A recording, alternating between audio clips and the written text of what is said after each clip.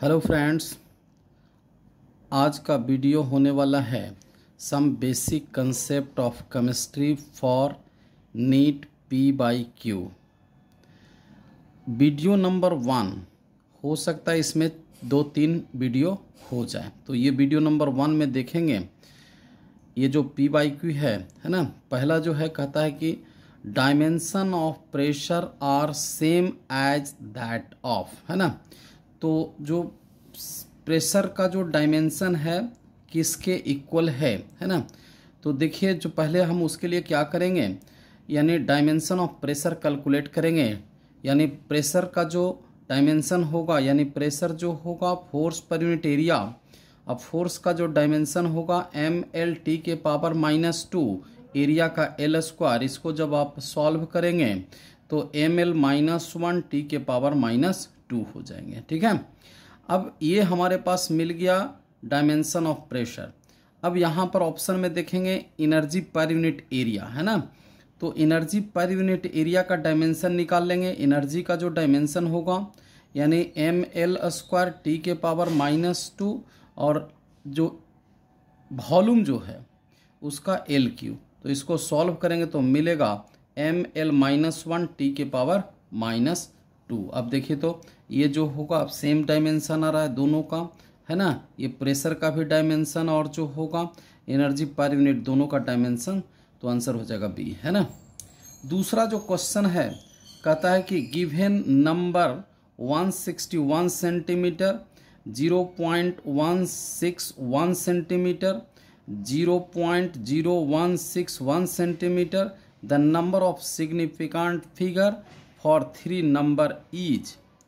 तो देखेंगे कि इसमें कहता है कि हमने लिखा है कि 0 placed left to number are never significant. 0 जो होगा, नंबर से जो 0 होगा प्लेस, है ना, वो जो होगा सिग्निफिकेंट में नहीं कंसीडर होंगे। यानी नंबर ऑफ सिग्निफिकेंट फिगर जो होंगे इसमें देखिए, यानी जितना नंबर है वही सिग्निफिकेंट फिगर हो गया। इसमें जो होगा यानी जो 0 है उसको हम हटा देंगे, सिग्निफिकेंट फिगर जो होगा 3 आ गया। इसमें भी हमारे पास जो होगा, यानी जो नंबर से जो लेफ्ट साइड में 0 है उसको हटा देंगे तो सिग्निफिकेंट फिगर हमारे पास 3 आ गया। क्लियर है, ठीक है। तीसरा जो क्वेश्चन है कहता है कि equal mass of H2O2CH4 have been taken in container of volume V at temperature 27 degrees centigrade in identical condition. The ratio of volume of gases H2O2CH4 would be। तो कहता है कि आपके पास मास जो क्वेश्चन में दिया हुआ है वो इक्वल है। मान लेते हैं कि हमारे पास जो है सारे का मास जो होगा m है ना। तो कहता है एक कंडीशन याद रखना है, कहता है कि equal volume of all gases contain equal number of mole, है ना, इक्वल नंबर ऑफ मोल, है ना। ठीक है, तो यानी जो होगा नंबर ऑफ मोल जो होगा मास पर यूनिट मोलर मास हो जाएगा, है ना। अब ये जो होगा मोल निकाल लेंगे। मोल जो होगा ऑफ H2 जो होगा यानी वेट बाई 2 होगा, मतलब molar mass. Mole of O2 जो होगा वेट बाई 32 होगा। मोल ऑफ CH4 जो होगा वेट बाई 16 हो जाएंगे, है ना। तो ये जो मोल जो रेशियो है वही वॉल्यूम रेशियो हो जाएगा, है ना। तो मोल रेशियो कितना हो गया, यानी W/2 is to W/32 is to W/16। इसको क्या करेंगे कि आप जो होगा 32 से सारे को मल्टीप्लाई कर देंगे तो W बाहर निकल जाएगा, और यह जो रेशियो होगा 16:1:2। तो ये जो होगा ऑप्शन हो जाएगा सी, यानी 16:1:2 हो जाएंगे। ठीक है,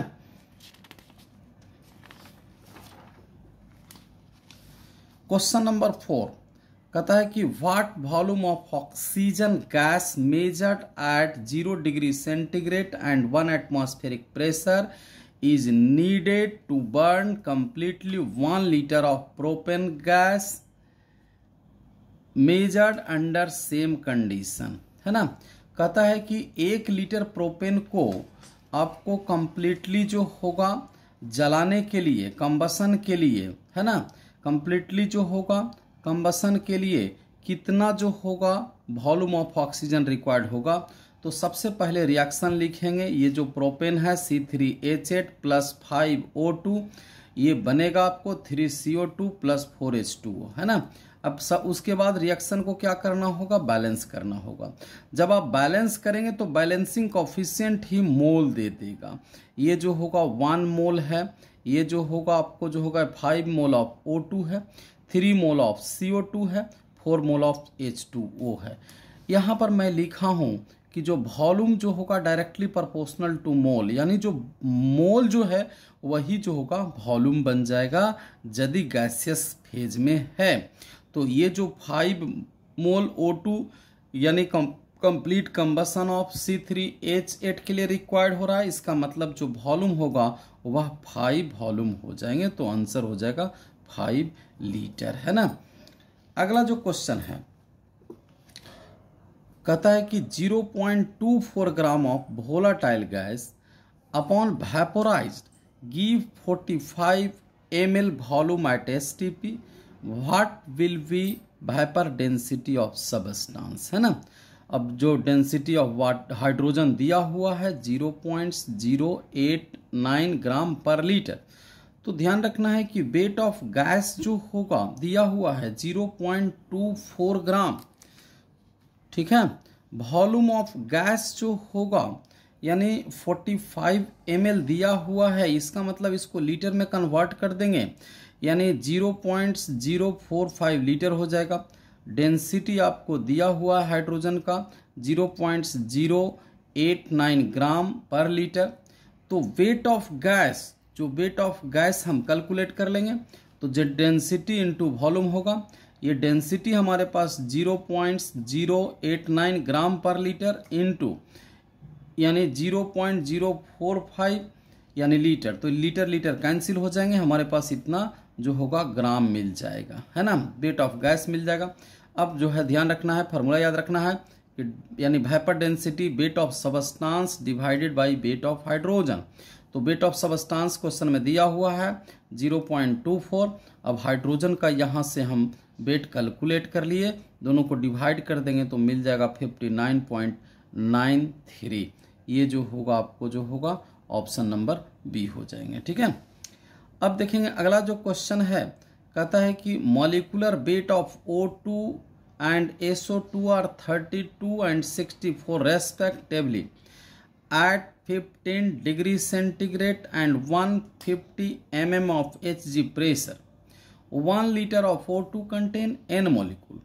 The number of molecule in 2 liter of SO2 under same condition of temperature and pressure. ठीक है, तो ध्यान रखना है कि यदि सिमिलर कंडीशन ऑफ टेम्परेचर और प्रेशर रहा तो वॉल्यूम जो होगा directly proportional to number of molecule होंगे। यानी 1 लीटर, चाहे वो कोई भी गैस हो जाए, यदि similar condition of temperature pressure हो जाए, कोई भी गैस रहेगा, है ना, तो 1 लीटर यदि गैस है तो उसके पास यदि नंबर ऑफ मॉलिक्यूल यदि n है तो 2 लीटर कोई भी गैस होगा, यदि similar condition of temperature pressure है तो आपके पास नंबर ऑफ मॉलिक्यूल भी जो होगा 2n हो जाएंगे, ठीक है। 1 लीटर में n है तो 2 लीटर में 2n हो जाएंगे, तो ऑप्शन हो जाएगा ये जो होगा 2n, है ना। अगला जो क्वेश्चन है कहता है कि यानी what is the weight of oxygen required for complete combustion of 2.8 kg of ethylene, है ना। तो सबसे पहले इसके लिए हम क्या करेंगे, ऑक्सीजन का वेट रिक्वायर्ड है ना। तो कहता है कि इथाइलिन को हम कंबसन करवा देंगे, है ना। इथाइलिन को जब कंबसन करवाएंगे C2H4 plus 3O2 2CO2 plus 2H2O, है ना। बैलेंस करने के बाद हमारे पास ये मिला है ना। तो ये जो बैलेंसिंग कोफिशिएंट जो होगा मोल मिल गया, यानी 1 mole of C2H4, 3 mole of O2, 2 mole of CO2 और 2 मोल ऑफ H2O। अब हम क्या करेंगे कि हमारे पास जो मोल है उसी के मोलर मास से मल्टीप्लाई कर देंगे। तो ये जो होगा 1 × 28 gram of C2H4, 3 × 32 gram of O2, है ना, मतलब 96 ग्राम हो गया, है ना। अब यानी जो होगा यानी जो होगा यानी 28 gram of C2H4 equivalent to 96 gram of O2, है ना। तो हमारे पास जो क्वेश्चन में दिया हुआ है 2.8 kg ऑफ इथाइलिन को कंबसन करने के लिए, तो 2.8 kg equivalent to 96 into 2.8 divided by 28। तो यहाँ पर ग्राम है, ये ग्राम ग्राम कैंसिल हो गया, ये कैंसिल हो जाएंगे, तो ये जो आंसर होंगे केजी में हो जाएंगे। ठीक है, अगला जो क्वेश्चन है कहता है Dalton's atomic theory could not explain यानी विच ऑफ द फॉलोइंग, इसमें से किसका जो है डाल्टन साहब ने एक्सप्लेन नहीं किया, है ना। ये ध्यान रखना है ना, ये ध्यान रखना है ना।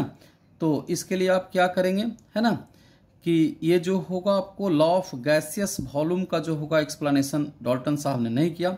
बाकी जो होगा law of multiple proportion, law of conservation, law of constant proportion, ये सब जो होगा उन्होंने एक्सप्लेन किया। ठीक है, नेक्स्ट क्वेश्चन है कहता है an element x has following isotopic composition. ये कंपोजिशन दिया हुआ है, काफी इंपॉर्टेंट क्वेश्चन है, बराबर पूछा जाता है। और ये जो होगा कहता है कि एक्स जो होगा एलिमेंट है जिसका 200 एटॉमिक मास है, ये 90% है।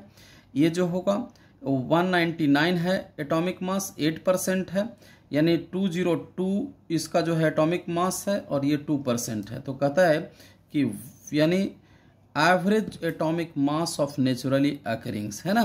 तो इसके लिए फार्मूला याद रखना होगा कि m1 into percentage plus m2 into percentage plus जो होगा m3 into percentage divided by 100, है ना।